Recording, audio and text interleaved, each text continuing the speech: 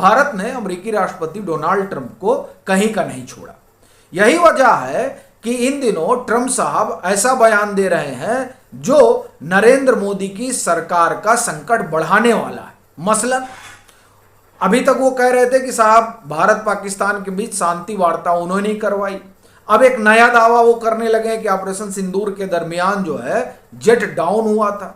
अब ये जो वो बात कह रहे हैं वो ऐसे समय में बोल रहे हैं जब भारत में मानसून सत्र शुरू होने जा रहा है। तो जाहिर सी बात है ये जो उन्होंने बयान दिया है वो बयान इसीलिए दिया है ताकि घरेलू मोर्चे पर प्रधानमंत्री नरेंद्र मोदी की समस्या बढ़े। अब सवाल ये उठ रहा है कि वो ऐसा कर क्यों रहे हैं। तो उसका सीधा सा कारण है कि नरेंद्र मोदी की अगुवाई वाली सरकार ने ट्रंप साहब की वैश्विक स्तर पर किरकिरी करा दी है। कैसे, उसी पर एक एक करके बात करेंगे।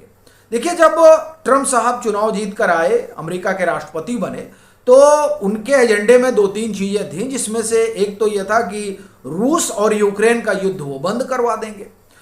वो ये मानकर चल रहे थे कि हम समझाएंगे और अगर ये नहीं समझेंगे, खासतौर से रूस अगर नहीं मानेगा, तो जो लोग रूस के साथ तेल खरीद रहे हैं उनके ऊपर दबाव डाला जाएगा और उसके सहारे जो है रूस को मजबूर किया जाएगा।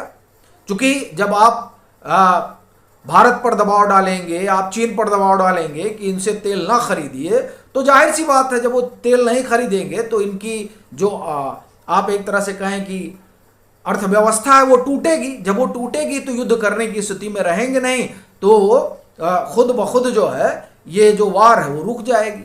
लेकिन साहब ऐसा हुआ नहीं, ये दबाव बनाते रहे पर भारत जो है तैयार नहीं हुआ। भारत ने कहा कि साहब हम अपनी ऊर्जा जरूरतों के लिहाज से निर्णय लेंगे। एक तो ये कह दिया। दूसरा, भारत ने क्या किया कि ये जो भारत रूस और चाइना वाला फोरम है इसको रिवाइव करने में जुट गया। अब ये बात ट्रंप प्रशासन को और परेशान करने